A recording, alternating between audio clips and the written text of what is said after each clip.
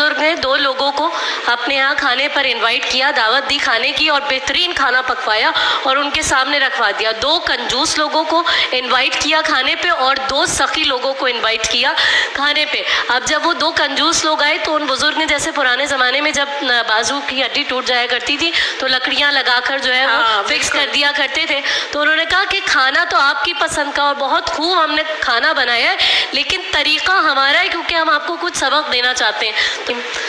تمام تر تعریفیں پروردگار عالم کے لیے ہیں۔ بے شک ہم خوش نصیب ہیں کہ پروردگار عالم نے ہمیں اسلام جیسی نعمت سے سرفراز فرمایا، اور حضور سرور کائنات، عشق اول، خلق اول، نور اول، حسن اول، جو طٰہٰ ہیں، یاسین ہیں، بشیر ہیں، نذیر ہیں، سراج منیر ہے، آقا صلی اللہ علیہ وآلہ وسلم نے جو دین ہمارے حوالے کیا ہے وہ بڑا معتدل ہے، اور آپ خود فرماتے ہیں کہ جو میانہ روی کی راہ پر چڑھے گا وہ کبھی تنگ نہیں ہوگا، اس کے لیے مشقت نہیں اٹھائے گا وہ شخص، کیونکہ آپ تو آئے ہی اس کائنات میں ان مشقتوں کو دور کرنے کے لیے جو پچھلی امتیں اٹھاتی رہی ہیں، جو برداشت کرتی رہی ہیں۔ اچھا، اب اسراف کی جو بات ہے، آج کل اصل میں رابعہ ہو یہ گیا ہے کہ ہماری ایک مینٹیلٹی ہے، لوگ سوچتے ہیں لوگ کیا کہیں گے، لوگ کیا کہیں گے، یعنی اگر میں نے جو ہے وہ کسی شخص نے اپنے بچے کا ولیمہ کرنا ہے تو وہ یہ سوچے گا کہ جیسا میرے بھائی نے کیا تھا اپنے بیٹے کا، اگر اس سے بڑھ کے میں نے نہیں کیا تو پھر لوگ کیا کہیں گے،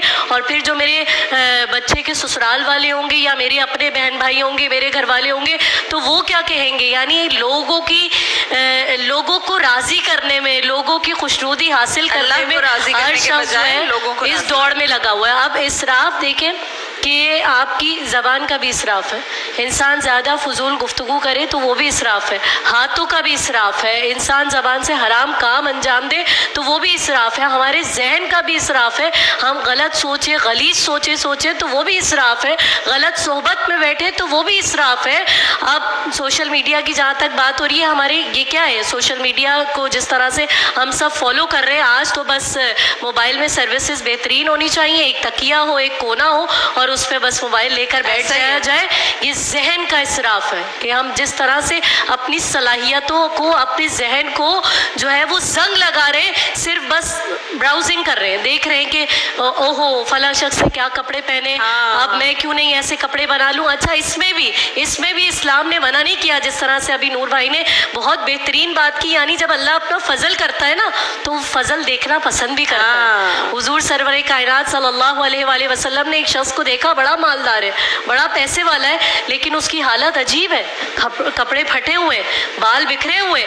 آپ اس کو دیکھ کر کہہ رہے ہیں کہ اگر اللہ پیسہ دیتا ہے تو اچھے کپڑے پہن سکتا ہے، اچھا لباس پہن سکتا ہے، خدا جب فضل دیتا ہے تو اس کو دیکھنا بھی پسند کرتا ہے۔ بات وہی ہے کہ آپ کس نیت سے اچھا لباس زیب تن کر رہے ہیں، کس نیت سے۔ اچھا، کپڑے بہت سارے ہمارے پاس موجود ہیں، لیکن کیونکہ ہم نے سوشل میڈیا پہ دیکھ لیا کہ ہماری کسی دوست نے، کسی کزن نے کوئی نئے ڈیزائنر کا جوڑا پہنا ہوا ہے، تو کیونکہ میرے پاس وارڈروب میں بہت سارے ڈریسز ہیں لیکن مجھے وہی پہننا ہے، تو یہ بھی اسراف ہے۔ اگر آپ اس کو استعمال کر سکتے ہیں، یا تو آپ یوں کریں کہ وہ آپ ان ضرورت مند لوگوں کو دے دیں جو اس چیز سے محروم ہے، جو سوچ نہیں سکتے کہ خداوند عالم ان کو یہ نعمت عطا کرے، یا تو آپ ان کو دے دیں، پھر نیا کپڑا بے شک آپ پہنیں، اور پھر جب وہ پہن لیں، کیونکہ ایسا انسان کر نہیں سکتا نا۔ ایک سچویشن ہے کہ ایک بزرگ نے 2 لوگوں کو اپنے یہاں کھانے پر انوائٹ کیا، دعوت دی کھانے کی، اور بہترین کھانا پکوایا اور ان کے سامنے رکھوا دیا۔ 2 کنجوس لوگوں کو انوائٹ کیا کھانے پہ اور 2 سخی لوگوں کو انوائٹ کیا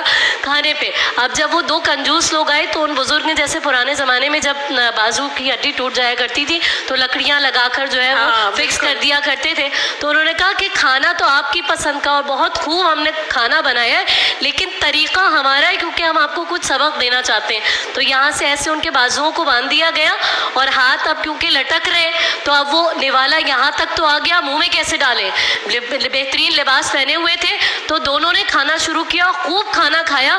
اب یہاں سے جیسے منہ میں نوالا ڈال رہے ہیں تو لباس گندا بھی ہو رہا ہے، میلا بھی ہو رہا ہے، خوب سیر ہو کے کھانا کھایا۔ انہوں نے پھر 2 سخی لوگوں کو بلایا جن کا دل بہت سیر تھا، جن کو بہت زیادہ بھوک نہیں لگی ہوئی تھی، جو بہت زیادہ خوراک کے معاملے حریص نہیں تھے. انہوں نے کہا کہ اب دیکھیں یہ کیسے کھانا کھاتے. ان دونوں کے لباس بڑے نفیس سے. ان سے کہا کہ آپ نے برا نہیں ماننا, طریقہ ہمارا ہے اور کھانا بہت بہترین پکا ہے. کیونکہ ان کے دل میں اللہ کا ڈر تھا, وہ حریص نہیں تھے, تو انہوں نے کھانا لیا اور ایک دوسرے کے منہ میں نوالا ڈالنے لگے. نہ لباس گندا ہوا, پیٹ بھی بھر کے کھانا بھی کھا لیا.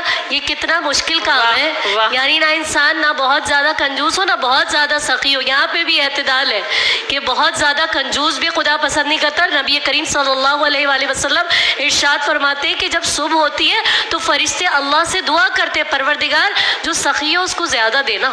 نبی فرماتے ہیں کہ سخی 3 چیزوں سے زیادہ قریب ہو جاتا ہے. ایک اللہ سے قریب ہو جاتا ہے, ایک جنت سے قریب ہو جاتا ہے, ایک لوگوں سے قریب ہو جاتا ہے. اور جو بخیل ہوتا ہے, جو کنجوس ہوتا ہے, وہ 3 چیزوں سے دور ہو جاتا ہے. ایک اللہ سے دور ہو جاتا ہے, ایک جنت سے دور ہو جاتا ہے, ایک لوگوں سے دور ہو جاتا ہے. تو اس میں بھی اعتدال پسندی ہے. ہم نے یہ نہیں دیکھنا کہ کسی کے پاس کتنا پیسہ ہے, کتنی دولت ہے, کتنی ثروت ہے, کتنی گاڑی. آپ یہ بھی تو دیکھیں کہ خدا نے آپ کو بہترین صحت عطا فرمائی ہے, خدا نے آپ کو اولاد کی نعمت سے مالا مال فرمایا ہے, خدا نے آپ کو ایک بہترین بیوی عطا کی ہے, خدا نے آپ کو ایک بہترین شوہر عطا کیا, آپ کو ایک بہترین بھائی عطا کیا, آپ کو باپ جیسا محافظت والا سایہ عطا کیا, آپ کو ایک ماں عطا کی ہے.